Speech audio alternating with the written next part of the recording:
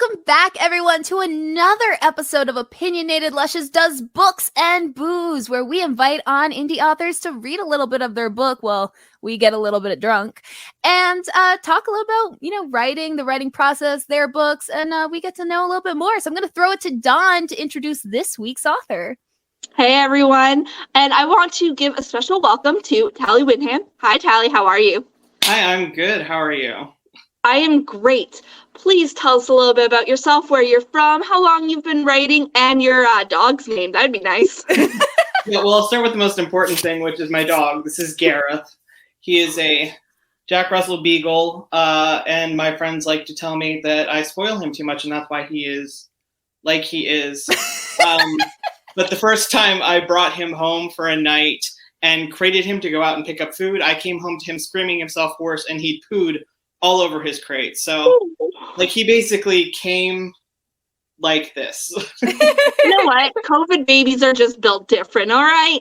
Oh, no, I had him before that. I was locked up with him through COVID. Shh, don't tell anyone, just blame COVID.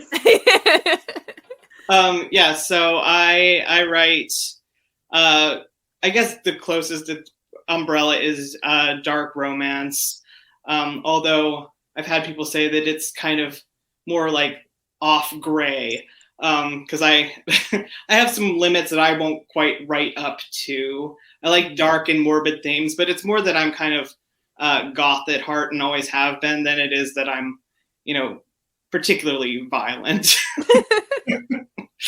That's good. That's a good clarification there. Yeah. And tell us a bit about the book that you are going to be reading from today. Okay, well, this is my most popular book by far. Not that I have a whole bunch, and, it is Sloth. It's got a very pretty cover here. Oh, it is pretty. I saw the picture earlier. I was like, oh my gosh. Yeah, it was part of the Seven Sins series with a collection of other authors. For anybody who's heard about the series at all, it kind of blew up when it came out last year. They're standalones. You can read them all independently. So if you've got your favorite author who wrote one of them, go read them. We kind of hope that people will want to read the whole series, but you definitely don't have to. The current project that I'm working on is a sequel to this one, but it is, basically I started writing about Sloth, and then it has become Sloth. So I'm working on it, but it's not going very quickly. I'm sure we'll get talking about your writing process and how long it takes you, because I'm always curious. It differs so much by author, some are just, and then others are like, well, my first book took me 10 years, it's like, that'll be me. Yeah, probably. That's fair. The important thing is finishing it, not actually how long it takes to get there. I want to say a little fun fact is the first book mail I've ever received from an author was Brooklyn Cross, and it was Greed. So I've already somewhat started this series. I just haven't continued, but I want to. All the books were on my indie author wish list, so I'm going to go through it eventually. Awesome. That's awesome. Yeah. This will jump it up because I am working on the sequel. It will be out at some point this year. Oh, sweet. Yeah. Okay, I'm going to read the drink words for the chapter you will be reading. Before I do that, is there any context we should know prior to? Not in particular, no. Okay. My chapters are fairly short, so I'm going to give you the prelude, because that's extremely short, and then I'm going to read the first chapter where the characters meet. Okay, perfect. So we get the context in there. I like it. So our drinking words are slow, knees, eyes, and anything that makes you feel a little morally guilty. So I'm going to mute so you don't hear me slurp, and feel free to start whenever. Okay. This is the prelude. I'm an often forgotten sin. Less flashy than pride and wrath, less fun than gluttony and lust. Too passive for envy or greed. I'm not active in the ways that they are, but I'm present. I'm here. Oh, I am so here in this modern world of compromise for convenience. Every time you compromise your morals to use the plastic water bottle instead of filling a glass, or you throw the recycling out with the trash, I'm here. When you drive to save yourself walking 2 blocks, that's the weight of me telling you, it's okay this time. You had a hard day. Or, what does one more matter? Or, it's not like your actions have any global impact. You're right. Your actions don't have a global impact. But every single little one has an impact on your soul, and you don't even notice. But I do. The road to hell isn't paved with good intentions. It's gently sloped with, I'll let someone else deal with it. It's okay, this one time. It's a lot of drinking going on there for some reason. I got a lot of responses to that one too when the book came out. All right, so this is our first chapter introducing our heroine. So you are then. I almost jumped out of my skin at the voice interrupting my afternoon coffee break. I did drop my book, which hit the small glass-top table and fell down at my feet. I gave a quick look to the corner of the table and the mug sitting on it to reassure myself that nothing had been broken, then spun in my seat and looked over at the balcony next to mine, the one attached to the apartment that wasn't empty after all. Someone had dragged what looked like a living room lounge chair out, and a man was flung out across it as if he'd grown there. I hadn't heard him come out, so he must have been there already when I came out, but I hadn't even picked up on anyone's presence when I'd sat down. Somehow I'd even completely missed that there was furniture there now, where there had been nothing before except a few pots with dead plants wilting over the sides and the odd streak of pigeon poop. I couldn't get a very good look at his face as he was wrapped up in an oversized black hoodie with what looked like a few holes in it, though a closer look made it clear the holes were part of some high-fashion concept and sweatpants that probably cost more than my monthly rent. Honestly, my first thought was that he'd broken in and was squatting there illegally, but he seemed far too relaxed for that, and too expensively dressed. So unless he was that unconcerned about the police being called on him, he really must have a right to be there. The drug dealer option still seemed worryingly probable. I am what? Huh? You're very hot, the man replied, his tone strangely flat, though there was a quirk at the corner of his lips, just a faint shadow. Though you seem very energetic. His eyes, though, glowed out of the darkness of his hood with a vibrant intensity that seemed impossible. They were blue and focused on me in a way that was unsettling. I felt my mouth open and close a few times, no sound escaping.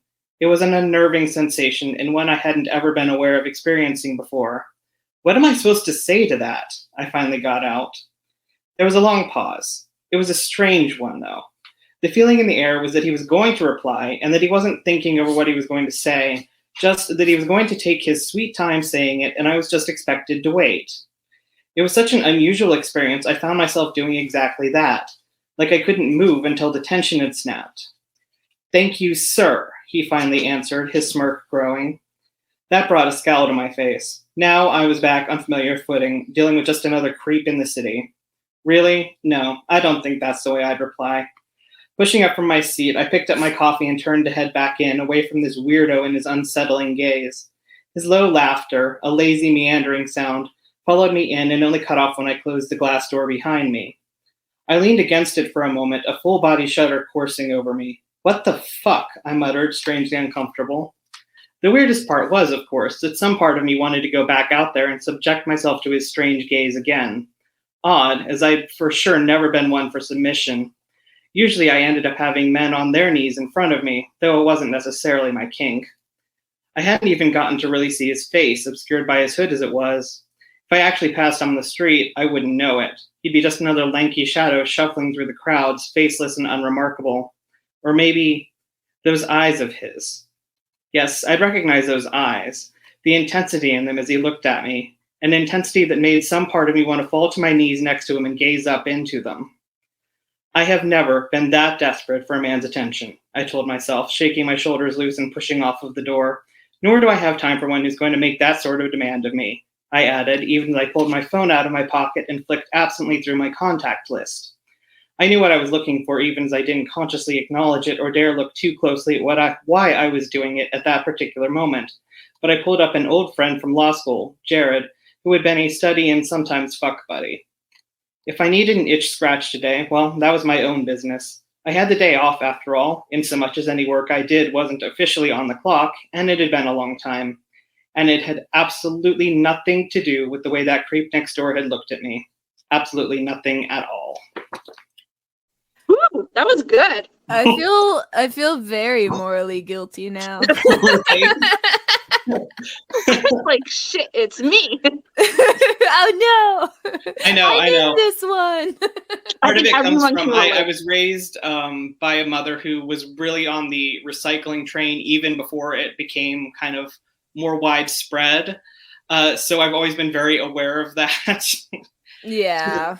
So then I feel guilty. I carry bottles home with me because I don't trust that the trash can will be taken to the right place if I'm out somewhere. So I will carry it home and put it in my recycling personally. Like I'm neurotic about it, but then at the same time, I'm using the plastic dishes at work every day instead of washing a spoon. So, There's no ethical consumption under capitalism. Yeah, basically. Yeah. But we all feel a little guilty because of it. Yeah. We do, but there's not a whole lot we can do about it. So not much, no. No. That's why we talk about it, I guess.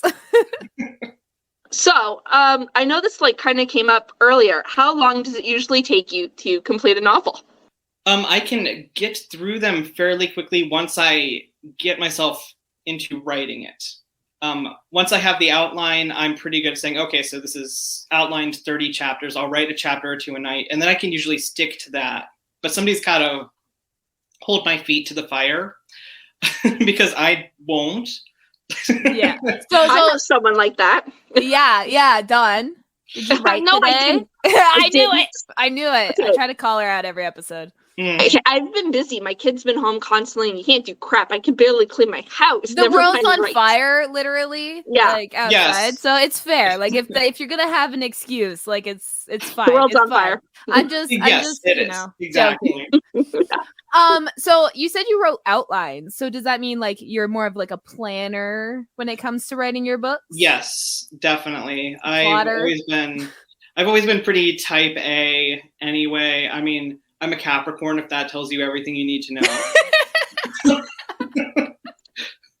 So, and then that's part of it too, right? Because if I don't see immediate returns on getting a lot of financial recompense for the books, I'm like, okay, but I could also go do this thing, which will, and so I'm straight up, if I'm not getting enough reads, I will just not feel as motivated, despite the fact that I'm doing this for fun, right? It's weird how that happens. It's I feel because we're all some sort of content creator now. It's you're I'm doing this for fun, and then when you see the numbers go down or something, you can't help but feel that. It's is it me?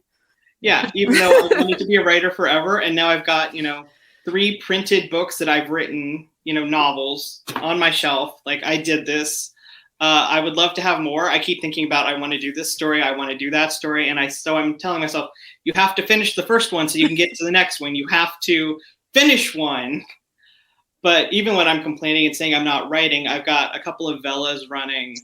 I'm writing content freelance. I'm actually doing a lot of writing. I'm just not working on the book. Yeah. What would you say is the hardest thing about being an author? The same thing that everybody probably tells you, and that's the self-promotion. Yeah, no, that's a big one. Terrible. With the Sin series, we all went in on a package to promote it, and that was great because somebody else did all the handling on that, and I didn't have to do much but, say, yes, let's do this and put in some money for it, right? Although now when I follow a lot of dark romance groups, and if people are looking for recommendations of books that are by authors that I know, I'm like, oh, hey, and I'll recommend other authors, but I will almost never recommend myself. I just hope that somebody else will do the same. Yeah. Is there a social media you find best for any sort of self-promotion? We usually get the same answer, so that's why I ask. The one I pay the most attention to is Facebook because I'm on there more often. I know TikTok is more effective, but I'm also old, so I'm actively trying to engage with it and grumping about it like an old man on my front lawn at the same time. That TikTok. I don't like that TikTok. Watching baking videos. So It's easier to watch videos on TikTok than creating the videos because like there's a whole other area for editing and stuff, and like even I don't even know all of it. I play with it and figure it out, but for the most part, I have no clue what I'm doing. You've got a pretty active presence. I've definitely noticed that, which is great. I'll go through periods where I'll, post most days for about 2 weeks, and then I'll see the engagement go up, and then I'll, go out of town or something, and oh no, I'm just not doing it now. Well, in order to get those videos, I spend literally all day on TikTok just watching and then be like, oh, I could copy that one, or oh, I could redo that one. That's the only way. But it's literally hours of watching, and then I'm like, okay, I can do that. I find that the videos I work the hardest on get zero streams, and then I'll have like one video of me just talking, and it's like 1,000, 2,000 streams, and I'm like, wait, what? Like it's a balance. You need to do both. You need to do like sound effects, and you need to do ones where you just talk. If you focus on literally just sound effects, your views drop. If you do literally just talking, too much work. Drop. I know, much work. It's a lot. Like the algorithm is insane, and like you have to do all these tricks. You need to know the right hashtags, which sounds are trending, which themes are going on right now. Like it's a lot. Yeah. Okay, noted. I should do some with talking. I avoid those like the plague.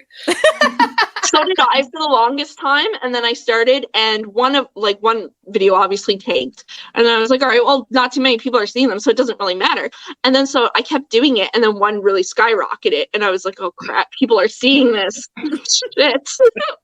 But I mean, but then I got that, what is it called, the spike, and I was like, I love it. I need to keep doing it.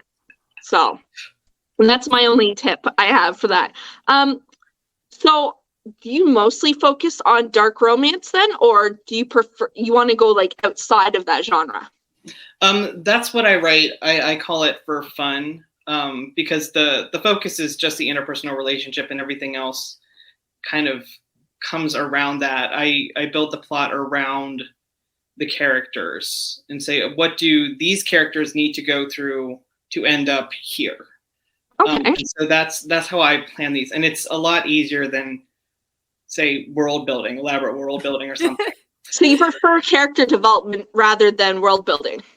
I find that the most fun. But I'm also writing a fantasy novel, and that one is kind of my baby.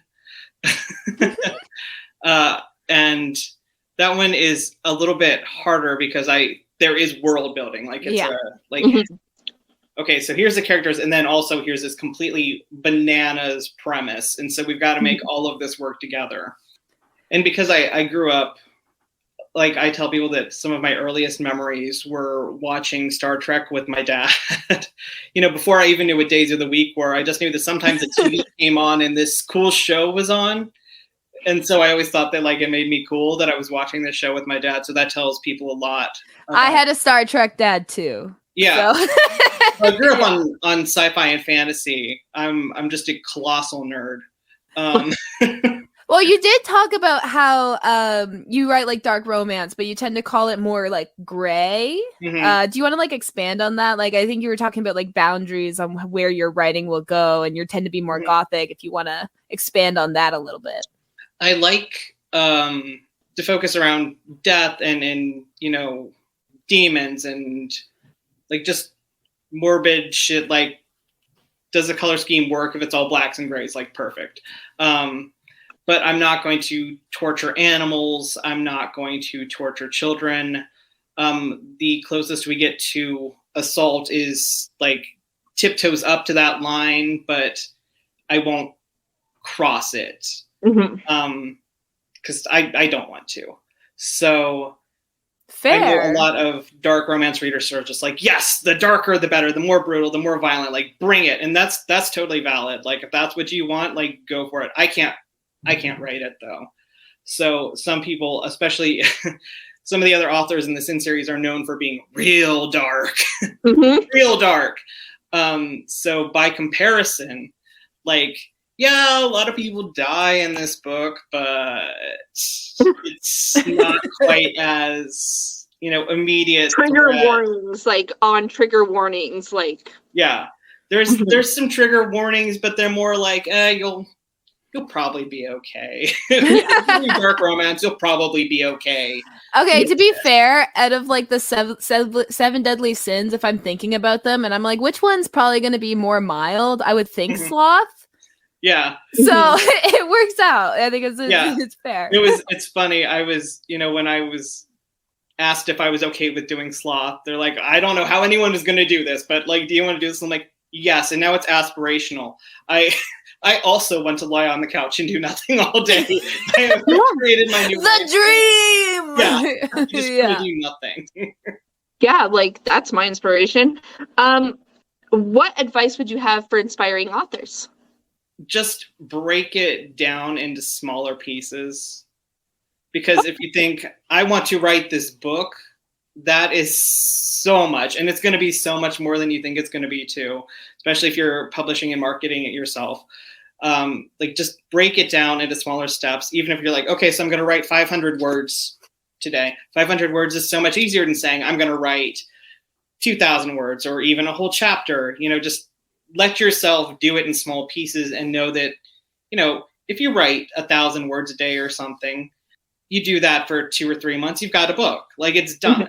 And more than that, get to know other authors and people who are working behind the scenes, because they will give you advice. Everybody's so happy to reach out and help and give advice. I've noticed that too. It's going to make it so much easier. If you're like, okay, crap, I need a cover. Like, what do I do? Somebody will tell you. Yeah. That's good. I love the community aspect. That's not the first time we've like heard about like the community aspect of indie authors, especially. So that's really nice to hear. You were talking about your earliest memories with your dad and stuff like that. What got you, like, what was the moment where you're like, I am writing a book? Like what started that for you? Were you like always a writer? And oh yeah, I've been trapping people and forcing stories on them since I was in elementary school. Literally trapping my fellow classmates by getting the teacher's permission to read my story to the class, sort of inflicting myself on them. So kind of always been understood that I was going to be a writer. And then, I got older and realized that that's not going to look quite the way that you think it is when you're a kid. Yeah. You're just going to these big book deals and you're just going to be full-time authors. It's going to be so cool, right? It's going to be so cool. And I'm like, maybe that's not going to pay the bills. Maybe I'll teach college or something and write. So I did that. But then, of course, the adjunctification of higher education is just an absolute travesty. So I had to shift gears. So now I'm an editor full-time, which is great. So I'm still like using my degree. It's wonderful. Yeah. No, that makes sense. You're like the second author that's also an editor that we've had on this show. So it's still in the same field. Exactly. Doing multiple jobs in it, Yeah, exactly. I've basically worked all of the major jobs you can have with an English degree. So I've done it. And it's great. But I've tried writing books a lot of times. I've done NaNoWriMo just 10 years in a row, I think. And I finished it, but I never had anything I really liked.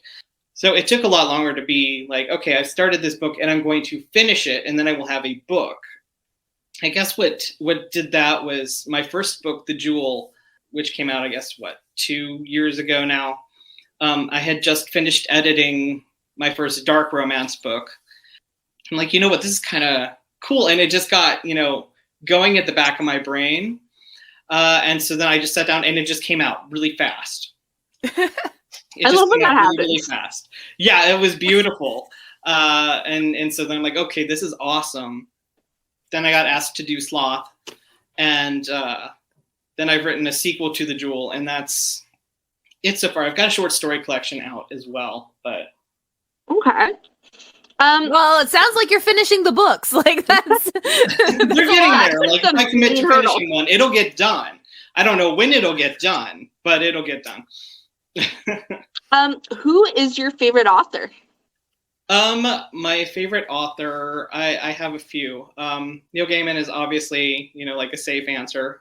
I just finished reading the Locked Tomb series, or the 3 books that are out, Gideon the Ninth, and so on. And I'm actually obsessed right now. I care about almost nothing else right now than that series. Speaking of Gothic, it's like queer necromancers in space. It's oh my gosh, that sounds awesome. It's amazing. It's amazing.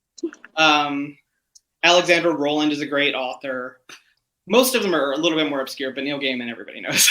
Nice. Have you ever like met a famous author, like in person or anything like that? Oh, you stole my next question. I'm sorry. We were just on that train of thought. No, it's fine. Funny story. I did take Robert Pinsky to breakfast once. Ooh. I had an internship up at a place called the Chautauqua Institution in New York, which is basically a hoity-toity educational colony, basically. And so they'll get in, famous authors and stuff. And I was the writer center intern, so I was driving all the authors around in the golf cart. So I literally drove Robert Pinsky. That's amazing. Awesome. I would put that on the resume. Yeah. Do you find it was beneficial of you having gone into English academics when it came to writing? Because I think you're one of the first ones that went post-secondary specifically in English to before writing the book, I'm not sure. I think it probably, in a lot of ways, it probably delayed actually finishing a book, to be honest, because you read, Joyce and Wilde and Austen, and then I'm thinking about writing a smutty romance novel. And there's so much institutional bias against genre fiction in general that I had to unlearn some of that to a large degree. So it probably delayed some of it. And then the other stuff, it's I never felt a bias against sci-fi and fantasy. But then I'd get in my own head, it has to be really, really good, right? It has to be like Tolkien, or what am I even doing? I have this background in these books, right? Yeah. So I had to unlearn a lot of that. And talking to a lot of other people I went to grad school with too, if somebody was reading a smutty beach read, it took years out of grad school before anyone was openly yes, I want to read this dumb book just for fun. I don't care. That's literally my personality now. Yeah, it doesn't have to have any merit beyond I'm enjoying it, and that is plenty of merit. That is totally worthwhile on its own. Yeah. So I had to unlearn all of that, and that took a while actually. That's really interesting. It's almost you're told what's good and what's bad, and then you just feel guilty about it. Mm-hmm. Kind of like how I watch reality television. Right? I know it's trash. I'm not watching it for quality TV. Exactly. We watch trash. I read trash. We're all pandas in this little here. Okay. ARC teams. Do you have one? And how do you go about getting them if you do? I do, but it's very small. Most of them are my friends. I did find a few others that the other Sin authors had worked with, and they recommended them to me. And then I've just used them for the other books too, because they're oh yeah, absolutely, we want to help out. So I have a very small team, because you hear all the horror stories about pirating and stuff, and I frankly do not have the energy to go through making sure that everybody's vetted. So if something went well the first time, I'm just going to go with that. No, absolutely. That's another thing. I was going to ask, pirating. Has a book of yours been pirated yet? I think I saw Sloth supposedly for download on one of those random sites. Oh no. I've only seen it the once. Oh wow. I never even thought of pirating for books and stuff. I forgot that exists. Oh yeah, it's bad. No. Mm-hmm. Don't pirate indie authors. Pirate big authors. Leave the indies alone. We're not making any money. Although, frankly, right now, even the big authors aren't making money, which is a whole different thing. Yeah. So. Well, that's why they've realized that they come on TikTok, because indie authors have actually made a bigger impact on TikTok, and they've seen that it was free advertising, and they were, they didn't have to pay a publisher to do it. Now they're joining TikTok, and a lot of readers are getting annoyed. No, we have a space for them, not you. It's weird. I like traditionally published just as much as I love indie, but I do favor indie a little bit more. Yeah, I'll follow whoever puts out a video that it's like, yes, that's for me. That's my wheelhouse right there. Yeah. Whoever does it, I don't care. I find when like a big anything come onto TikTok for the free advertising, it's like it just feels what's the word? Slimy? Disingenuous. Mm-hmm. You know, it's like leave us alone. This is social media. It's like I'm not adding you to Facebook. Like I don't want to see you on TikTok either. Personal preferences. That's why I love the algorithm. Mm-hmm. Yes, I like that it changes it up too. Like it's not the same constantly, so it gives other people a chance to figure it out, right? But at the same time, on the flip side, it frustrates me because I could be doing really great, and then all of a sudden I'll tank, and I'll be like, "Why?" Yeah, it has definitely found me some books because it's like, oh, you're watching videos about Chinese dramas. And you like indie authors. Here's an indie author writing a book inspired by Chinese dramas. I'm like, yes, it's so specific. You can search up whatever you're looking for in the search bar, and random and things actually come up. And I'm like, okay, I didn't need to know I needed alien porn, but here we are, and I'm loving it. Yeah, that's been cropping up a lot lately. Yes. We like our tentacles here. Yeah, we do. We've done readings. Amazing. So, do you write under a pen name? Yeah, Talli Wyndham is the pen name. Yes. Is there a specific reason for that? Yeah, I came up with it years ago. I told you that I struggled with starting to write smutty stuff and letting myself just do that. So I'd come up with this name years ago because the advice I'd been told at the time was that readers won't read male authors in romance. This was probably, I don't know, 7-10 years ago that I was told this piece of advice. So I came up with this pen name and then just sat on it. I couldn't bring myself to pull the trigger. I couldn't do it. And then I finally did. And so my friend who was helping me format it and put the first book together, she's like, well, what pen name do you want? So I just went with this one. And I will tell you that the first name, to go back to the geek cred, was definitely because I was playing Mass Effect at the time. So that's a Mass Effect reference is what that is. And the Wyndham is kind of pretentious, posh. I did a lot of British literature in grad school. So that is where the pen name came from. That's amazing. Do you have any rituals when it comes to writing? Do you have to set a candle? Do you have to have a certain drink? Do you have to be in a certain room, a certain music in the background? Certain food. We've had people say they have to have a certain food.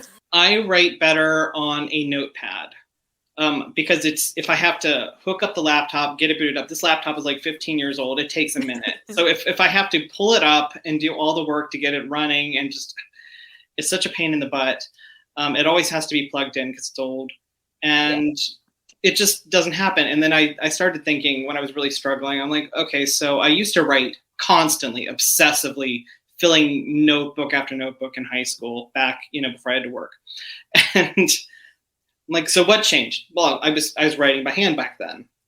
So I started writing by hand, and Sloth was written by hand first and then typed up. Oh. And it's kind of like a first chance to revise as well because you've written it out and then you're revising it as you type because you finished writing it. So then you're just typing it and you're going, oh, wait, hold on. I needed to change this. And so it's just another moment, another way of looking at it, another way of processing it. Okay. I was about to say, what is kind of your editing process? Because we know some people that just they write a first draft, send it to an editor. Other people are like, no, I have to edit it 5 times before anyone can see it, So yeah. No, I do. By the time I get that first draft typed up, I'll go over it a few times and fill things in. And then I will have people read it and say, hey, this doesn't make sense, or there's something missing here. And then I'll go in and fill that in and then do the big edits at the end, finish everything up. Okay. But by the time I deliver it to anyone, it's probably 80% there. Okay. So I got to ask. Are you a wide author or are you strictly with KU? Strictly with KU, because I am doing it all by myself. I am lazy. Sloth. And it's just to go wide, it's more expensive to get the ISBNs and set it up. And it's just, a lot of people just like it on KU, especially because I'm not a very well-known author. So I find that I get most of my attention, most of my income from page reads on KU. That works for me. If I ever have a book like magically go viral or people are clamoring for one, then I might think about something. Or if I get some more disposable income, I might think about going wide. But for now, this is just easier. So you recommend going with KU just because it's simple. It's a one-stop shop. Like, they do the printing, they do everything right there. Yeah. Especially, like I said, if you're not a really well-known author, people are more likely to take a chance on reading your book if it's on Kindle Unlimited than they are going to pay money for it. Right, because they pay for that subscription, right? Yeah. Just in case anyone doesn't know what KU is, you pay, I think now it's $12 a month, and it's unlimited. Well, you can have 20 ebooks on your Kindle, but really, once you read that book, you return the book and you grab another one. Like, it's unlimited as long as you read it, whatever. Oh my God, I lost my train of thought right there. KU Unlimited is unlimited. So yes. So, and then wide is where you go anywhere but KU, but you can sell your books like physical. Yes. On Amazon, but it's also in Barnes and Noble, which is in the States, Canada, it's Indigo, so on and so forth. Apple Books and whatever. I don't know all the other ones. There's like Kobo. I don't know what other ones there are. Google Books. There's a lot. There's a lot. Yeah, there is. It's hard to like think about it, right? But I have another question. Are you on Audible? Audible. No. So far, there are no audiobooks because it's expensive to get that done and doesn't always pay off. She does sound. If you ever need a voice actor, I work for nothing. So I'm just trying to get my voice out there. So amazing. Narrator. Yeah. Amazing. She is. She's pretty good. She has some work with she's doing a Star Wars series, I think, right now, aren't you? Yeah, Star Wars audio drama. That's really really cool. cool. A small part in it, but it's my first credits, so it counts. Congratulations. That is really cool. Thank you. So I'm just saying to all future indie authors, if I can get into audiobooks, when I eventually do cool. That would be I'm gonna when Dawn finishes her book, I'll be your voice. My narrator, yeah. Your narrator, yeah. That word. I can do words. I can do words. I'm drinking. It's fine. Jessica, do you have any more questions? I think I asked all my questions. I'm trying to like you were saying you have a sequel coming out and you write a lot of freelance. What's that freelance work that you write? Like, I'm curious. Not as exciting as it sounds. Just copywriting. My cousin has a home remodeling business, so I write for his blog. Oh, that's not exciting. It's interesting. It's something else on the side. It is. And I also, I'll write short stories. I had a little bit of fun earlier this year writing creepypastas. One of them did get sold to a podcast. It hasn't been recorded yet, but I'm like, hey, that's kind of cool. So that was a little something. Did you used to write fanfics when you were younger? Oh, you look like you might have wrote fanfics when you were younger. Yeah. We'll give that away. Yeah, yes. We find like a lot of the authors were like the kids that wrote fanfics that I used to read them, so it's fine. Yes, I wrote a lot of fan fiction. I don't write very much of it now, but I'm not going to say there's been none in the last 2 or 3 years. Okay, I have one more question. What fandoms were you writing fan fiction for? That follow-up question. Hey, I gotta know. So I think the first one I got really prolific in, and this is going to date me, was Gundam Wing. So back in the ye olde days. The ye olde days. It wasn't even that long ago. I mean, when that show came out, I was the age of the protagonists, and now I am over twice that. So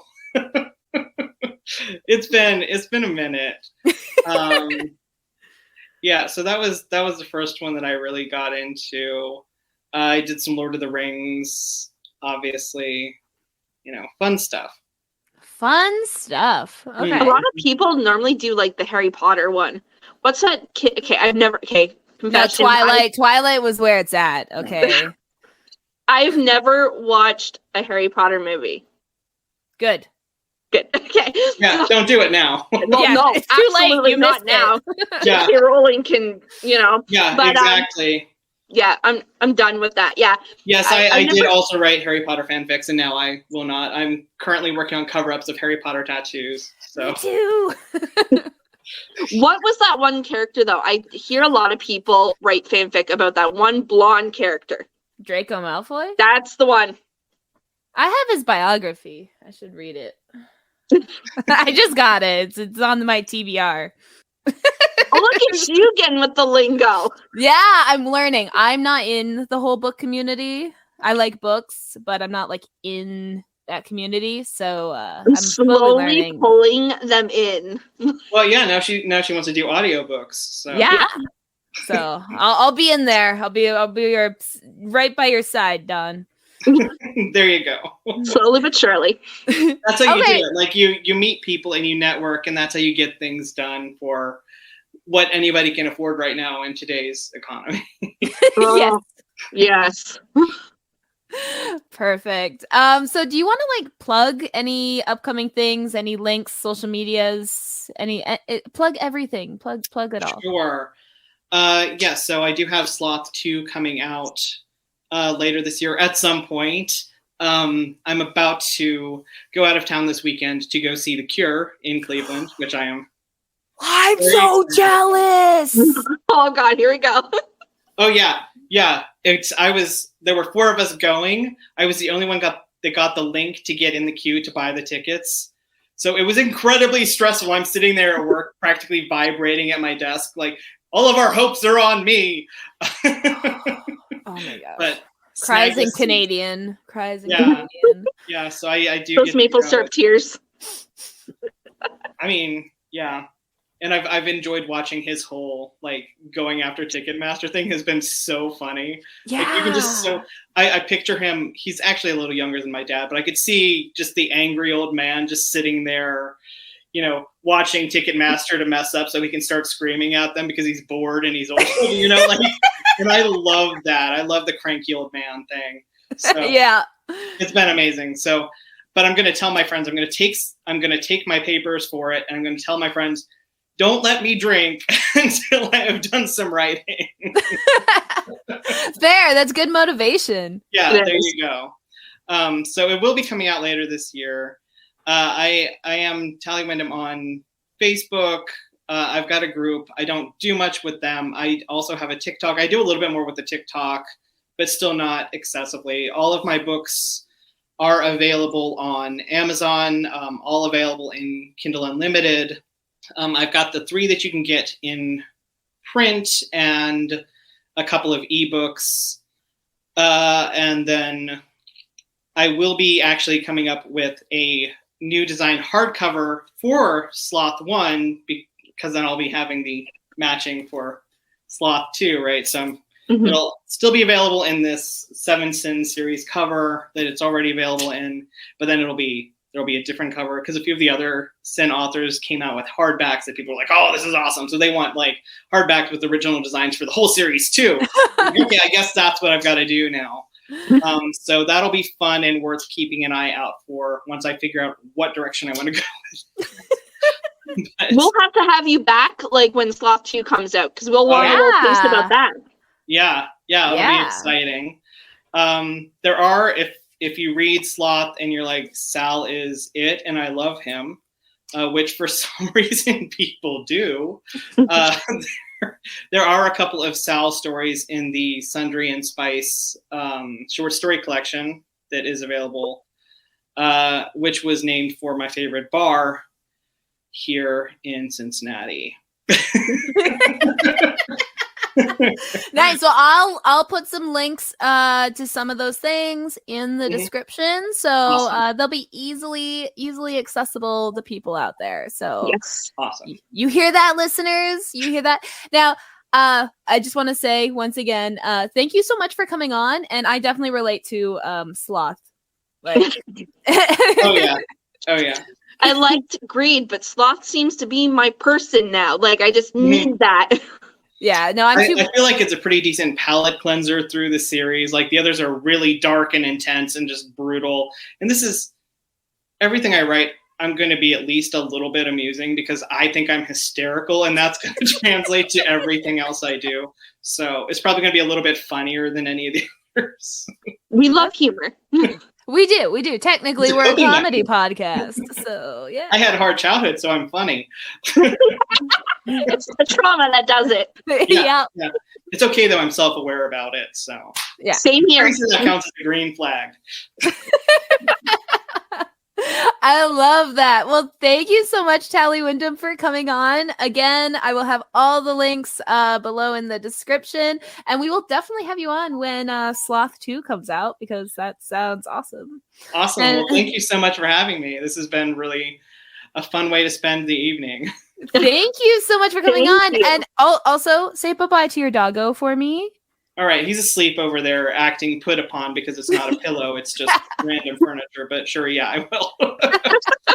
Okay, thank you so much, everyone, for listening. And I'll see you next week with another author. Have a good night.